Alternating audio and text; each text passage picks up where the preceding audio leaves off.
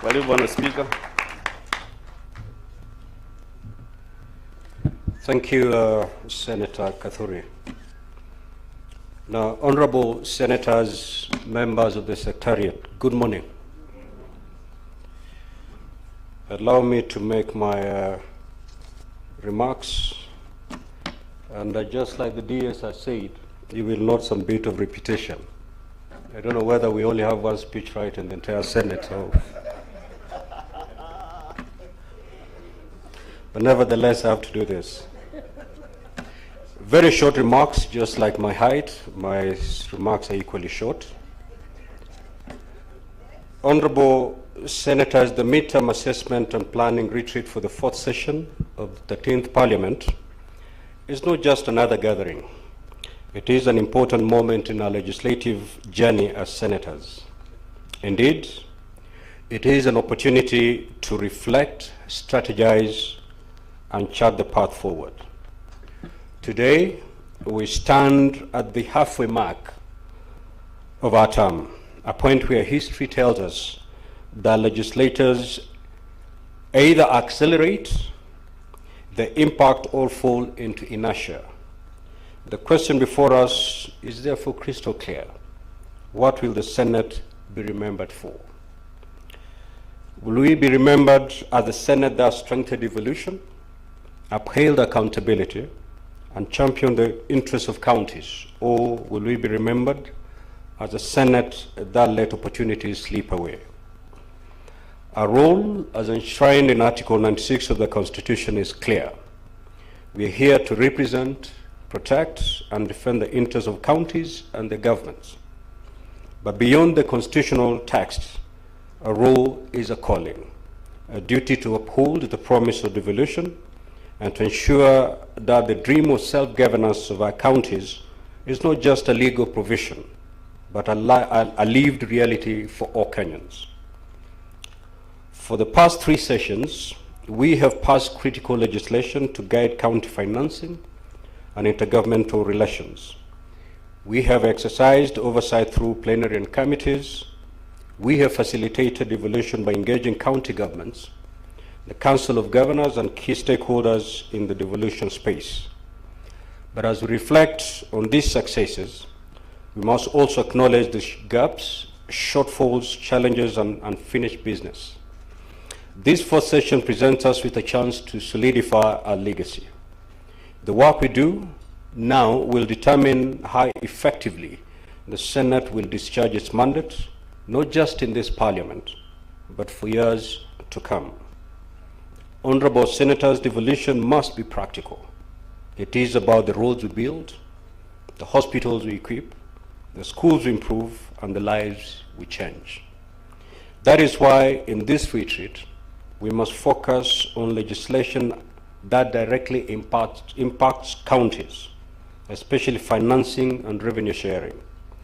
The upcoming debate on the fourth basis for revenue allocation should not just be another routine discussion. It should be a defining moment in how resources are distributed fairly and equitably across the counties. Strengthening Senate oversight by ensuring that devolution funds are used effectively and that corruption and misgovernance do not thrive in our county corridors.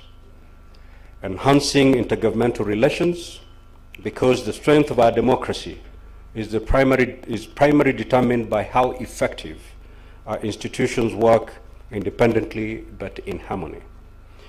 Dear colleagues, our work has not been without obstacles.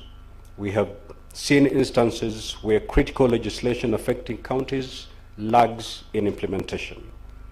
We have also seen the budget allocation for the Senate remaining a contentious issue, adversely impacting on committees' work. We have also seen county governments continue to struggle with the absorption of funds, late disbursements leading to disruption of essential services. The public perception of the Senate also needs strengthening. We must communicate our constitutional mandate and impact more effectively. As part of our renewed commitment and dedication to make the fourth session more impactful and rewarding, we must agree to slay the dragon of absenteeism, which, as witnessed in the past sessions, so often deny the House the requisite quorum to conduct its business. The same monster must be detrimental to key sessions, such as question time, statement time, in effect, denying Kenyans the opportunity to get answers to pressing governance issues. We must agree to put an end to this habit going forward. As we sit and engage over the next 2 days, let us remember this. They're not just debating policy. We are involved in the business of shaping Kenya's future. We must leave this treaty with clear resolutions. We must ensure that our deliberations translate into tangible action. We are duty-bound to sharpen our focus and undertake our responsibilities with renewed energy and commitment. The Senate is often referred as the upper house, but let us not allow ourselves to be seen as a ceremonial institution. We must continue to prove that we are a house of action, a results-oriented house, a house that is befitting of the high public regard and respect it commands and is responsive. Honorable Senators, let us make no mistake about what this retreat is and isn't. This retreat is not just about reflection. It is about reaffirming a commitment to the successful implementation of devolution and improved governance in our county governments. It is not just about discussion. It is about determining and prioritizing the laws and policies that will fundamentally shape Kenya for years to come. It is not just about the Senate of today. It is about our collective resolve to shape the legacy we will leave for prosperity. As Speaker of the Senate, I pledge my commitment to fostering unity, efficiency, and progress in our work. And on behalf of the Presidium, I pledge nothing short of impartiality and fairness in discharge of our duties as the Presidium. The Senate's success is Kenya's success. The strength of devolution is the strength of our democracy. Let us seize this opportunity to be on the right side of developmental history.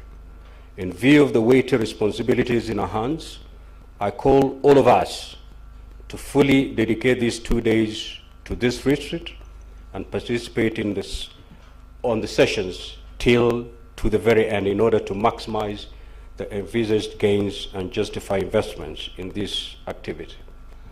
We would wish to see full house for all the sessions. And I know that a request had been made that because of your other busy schedules, you'd wish to leave tomorrow, which is quite in order. But that will depend on whether we fully handle the business before us. If you're able to discharge and handle the business before us, even at the end of today, I may release you. So it's up to you to make sure that what has brought us here is handled effectively before we go back to our respective stations. With these few remarks, I declare this retreat officially open.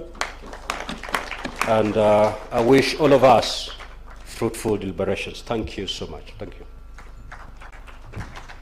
Better applause for the Speaker, please.